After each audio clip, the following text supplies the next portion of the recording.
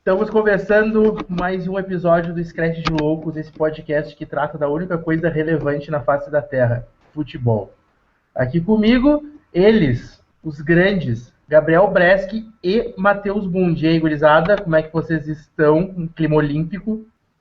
Então, o Gabriel era pra falar primeiro, não eu, porque eu apontei pra ele e o idiota não viu. Tá bem treinado que nem o time do Inter, esse lixo. Cara, a gente tá falando de Jogos Olímpicos, eu tô vendo as Olimpíadas aqui, pera aí, rapidinho, deixa eu... Aqui.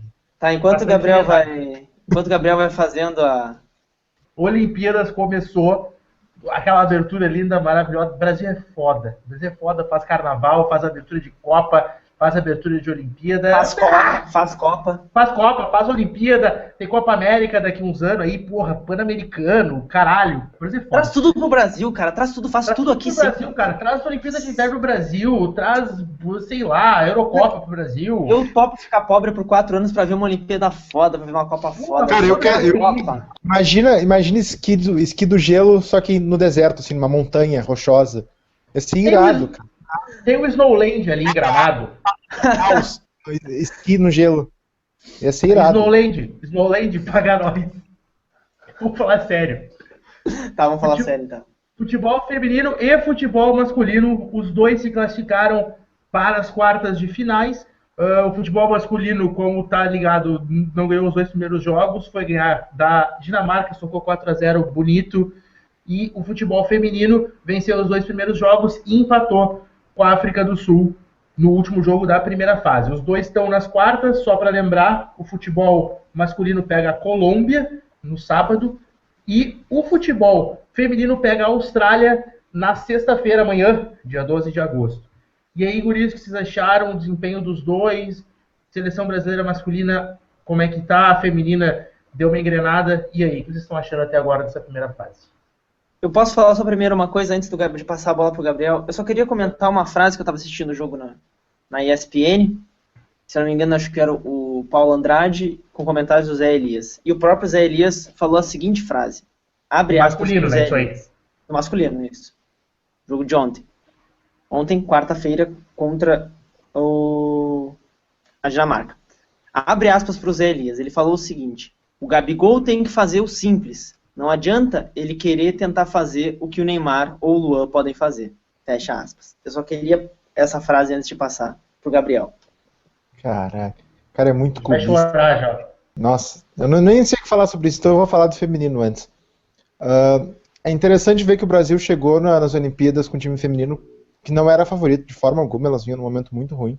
Conseguiu uma vitória incrível contra a Suécia, talvez uma das mais impressionantes do futebol feminino do Brasil.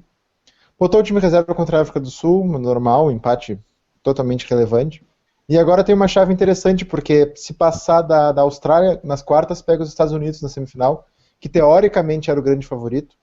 Isso se os Estados Unidos passar da Suécia, o que eu não acho que vai ser tão fácil assim, porque apesar da Suécia ter tomado uma goleada do Brasil, é um time bem interessante, bem forte, bem tradicional no futebol feminino. Então eu acho que a chave do futebol feminino está bem interessante. Mas o Brasil corre o sério risco de ficar fora da final, que provavelmente vai ter um time mais fraco dentre os favoritos na final, porque os Estados Unidos estão na chave do Brasil, o Brasil chega com favoritismo depois da primeira fase e jogando em casa, então seria uma pena se elas perdessem na semifinal, mas vamos torcer para passar pelas quartas primeiro, porque o futebol brasileiro é zicado jogando em casa.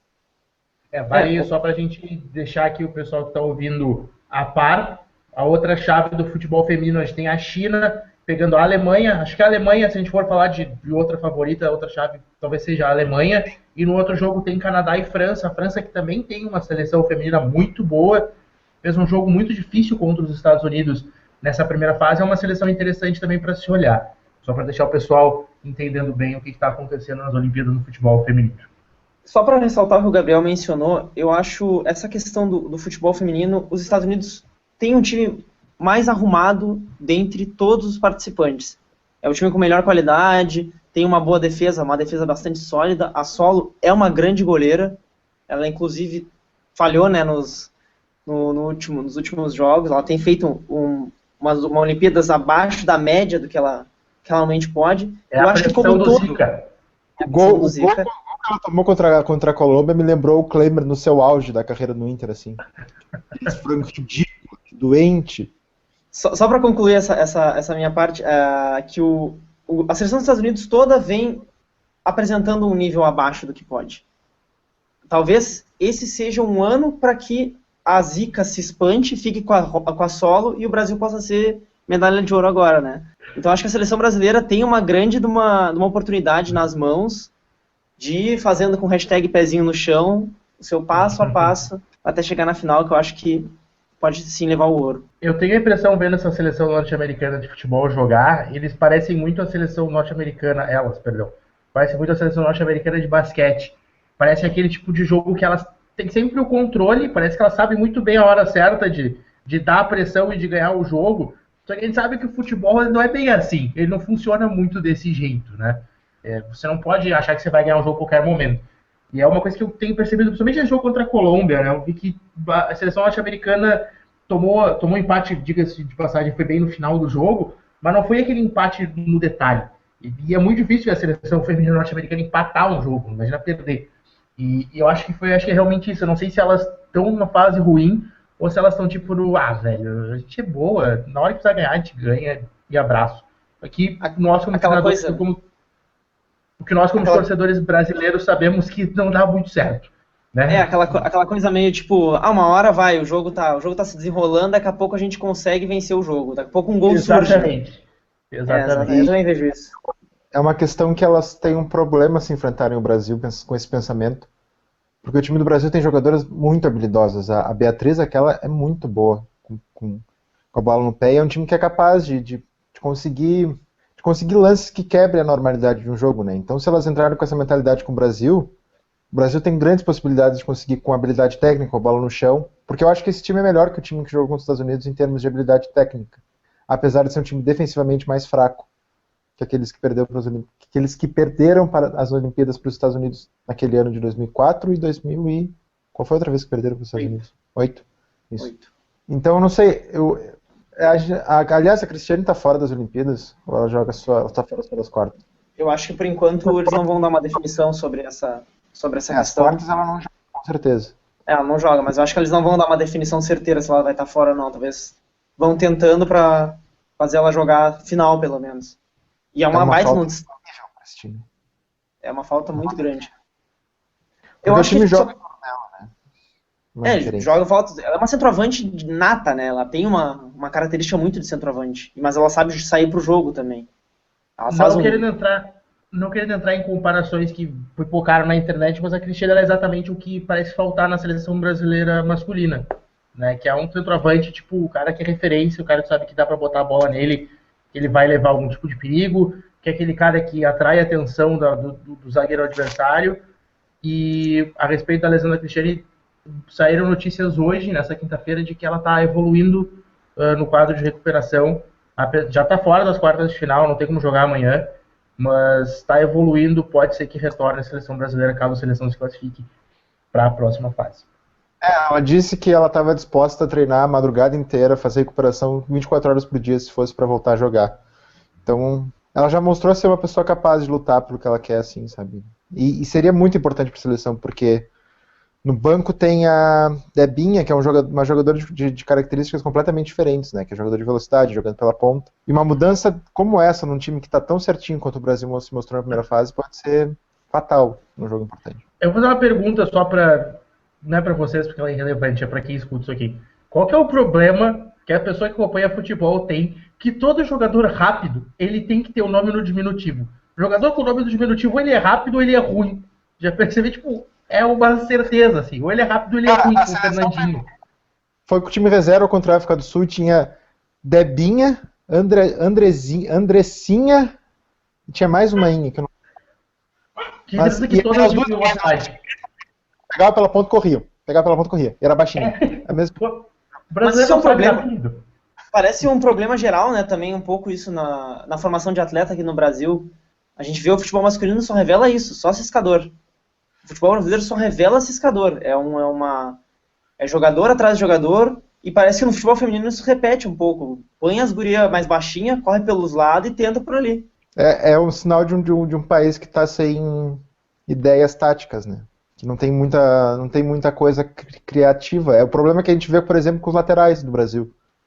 Que a gente está tirando os laterais e metendo para volância, metendo para dar pau, metendo para segurar. ou metendo para correr no ataque. E os laterais normalmente são muito limitados, ou são jogadores que não conseguem ir para a linha de fundo, ou não conseguem defender. É uma questão muito, muito interessante de se analisar também, que até o feminino tem esse problema. Porque também tem muito a ver com a mentalidade do brasileiro em relação ao futebol. Né? Só pegando um gancho agora, já que a gente está pegando um gancho da seleção masculina, falar da seleção masculina um pouco.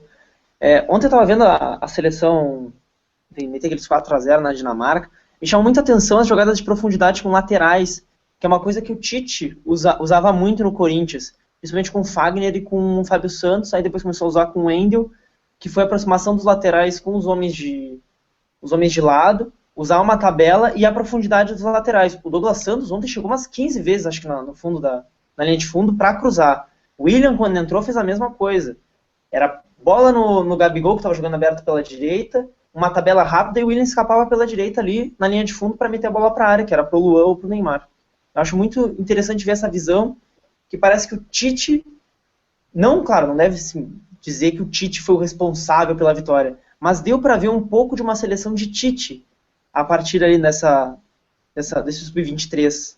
Talvez estejam se formando uma formação tática que abranja o futebol que o Tite queira ver na seleção. Só para contextualizar, antes da gente entrar nesse assunto de seleção brasileira masculina, o Brasil conseguiu a classificação. Ontem, um breve momento, o Brasil teve eliminado, né, quando a África do Sul abriu o placar contra o Iraque, o Brasil estava sendo eliminado. O Brasil que passa para as oitavas de final para pegar a Colômbia. E nas outras quartas de final nós temos Coreia do Sul e Honduras. Honduras que eliminou a Argentina que vive uma crise no futebol sem precedentes, muito maior que a gente está vivendo aqui no Brasil. Nigéria e a Dinamarca, que se classificou tomando 4-0, que coisa linda, né? É tribom. E Portugal e Alemanha fechando as quartas de final. Eu não vi, vou confessar, eu não vi o jogo ontem da seleção brasileira, porque estava tendo natação é muito mais legal. E quando saía gol eu botava ali, vi o que tinha acontecido. Quer saber de vocês o que vocês acharam? Eu achei o time, quando eu vi a escalação, eu falei, meu Deus, o que esse cara tá na cabeça? Né? Porque eu entrar com o Neymar, Luan, Gabigol, Gabriel Jesus é tipo, abdicar de qualquer coisa. A única coisa que me agradou foi a entrada do Wallace, que foi tipo, porque queria elevar a estatura do time, o Wallace é o jogador mais alto. Mas não bobagem. O que vocês acharam do jogo ali como um todo? Se o Brasil dá para empolgar, ou foi só um 4-0 que engana muito e ainda falta muito para evoluir e ter um bom futebol? Eu achei, quando eu vi a escalação, eu também tive o mesmo problema que tu teve com ela, e eu acho que a gente viu um pouco desse problema com a escalação, e apesar de eu achar que o Luan não pode sair do time, eu acho que ele deveria mudar a escalação para o jogo das quartas de finais. Provavelmente tirando um dos Gabriel, provavelmente o Jesus, que não jogou bem nenhum dos 3 jogos, apesar de ter feito o gol ontem. Mas eu acho que ele não vai fazer isso e vai seguir o mesmo time. E é um perigo muito grande, porque... E um grande problema que eu vi ontem foi a posição do Gabriel Barbosa, foi que ele anulou completamente a partida do Zeca. O Zeca ontem foi um jogador completamente inútil dentro de campo, não por culpa dele, mas porque o Gabriel estava jogando com a posição do lateral e não deixava ele subir. Tanto que quando o William entrou, ele conseguiu exercer essa função. Um pouco também pelas características do Zeca, que naquele time estava entrando muito pelo meio, mas muito também pela posição do Gabriel no jogo. E eu acho que esses 4 juntos ontem a gente viu um problema, que para mim é um problema. Jogadores como o Neymar e o Gabriel Jesus acabaram ficando sem espaço. E eu senti o Luan ocupando muito bem o espaço, o Gabriel Barbosa com todo o lado direito, e o Neymar não tinha espaço para se mexer dentro de campo, e ele teve muita dificuldade de ser o Neymar que a gente esperava dele. Ontem, durante toda a competição. Então eu acho que é algo que... O time jogou melhor, mas tem que tentar entender o que melhorou, e eu acho que o Wallace foi uma peça muito importante na melhora, porque ele tinha as opções entre ele e o Rodrigo Dourado. O Dourado é um jogador mais defensivo, mais de pegada forte. A escolha pelo Wallace foi uma clara opção de botar um jogador que tinha mais habilidade de sair jogando, mais chance de botar a bola no chão, e pagou bem, mas tem que ver, eu não conheço o time da Colômbia, mas pode ser um time muito perigoso de se jogar desse jeito. A questão do Wallace, ela se refletiu muito mais na saída de bola, né? O Renato Augusto não estava dando aquela saída de bola redonda que o Brasil esperava, né? O Brasil esperava de um cara acima dos 23 anos, alguém mais experiente e que pelo menos conseguisse botar a bola no chão e comandar os guris. O Renato Augusto não é esse jogador, ele nunca foi esse jogador. A gente avisou. A gente avisou. O Micali atrasa o Renato Augusto, deixa ele como um primeiro homem de meio campo, liberando o Wallace. O Wallace foi como um segundo volante, um cara que pega a bola e liga ao ataque. Ele aproximou o Luan ao Wallace, vindo o Luan buscar a bola, várias vezes o Luan revezando com o Jesus na frente. Então teve uma troca de posições bastante interessante no jogo do Brasil ontem. Eu acho que a saída do Thiago Maia foi importante porque deu uma sistemática melhor para o jogo. Talvez se o Micali tirasse o Renato Augusto e colocasse o Dourado, por exemplo, ele poderia ter uma fluência pelos lados do campo muito melhor. O time poderia fluir melhor, o time poderia tocar a bola melhor pelo lado, liberar mais os laterais, aproximar mais os três atacantes, fazer uma rotação melhor do jogo na linha ofensiva e também liberar o meio campo. O Rodrigo Dourado daria aquela segurança para o Wallace sair jogando muito mais do que o Renato Augusto. Até porque o time da Dinamarca era um pouco fraco, né? Convenhamos. Mas acho que a entrada do Wallace e a possível entrada de um Rodrigo Dourado poderia dar um acréscimo muito maior para o time, muito pela parte defensiva e pela saída de bola. Vale lembrar só que ontem o Brasil não teve o Thiago Maia, que estava suspenso, né? Tomou 2 amarelos, se não me engano, e estava suspenso. Gabriel? A questão o que eu acho muito importante que tem que se analisar agora, e eu tenho quase certeza que vão fazer isso dentro da seleção, é ver o próximo adversário, né? Porque a Dinamarca ontem foi um time sem nenhum desejo de atacar, não conseguiu atacar, e acabou não sendo perigoso. O Everton não tocou na bola o jogo inteiro, praticamente. Mas como é que vai ser o adversário nas quartas? Vai ser um time que vai atacar? Vai ser um time que vai pra cima? Como conseguir botar os 4 na frente e não correr riscos desnecessários? Eu acho que essa é a grande questão pro jogo das quartas de finais agora. Vamos ver o que vai rolar com essa seleção futebolística masculina, que até agora não agradou ninguém, mesmo com 4-0. Vamos passar a régua por aqui, nesse assunto olímpico, e vamos para o próximo tema, meus amigos.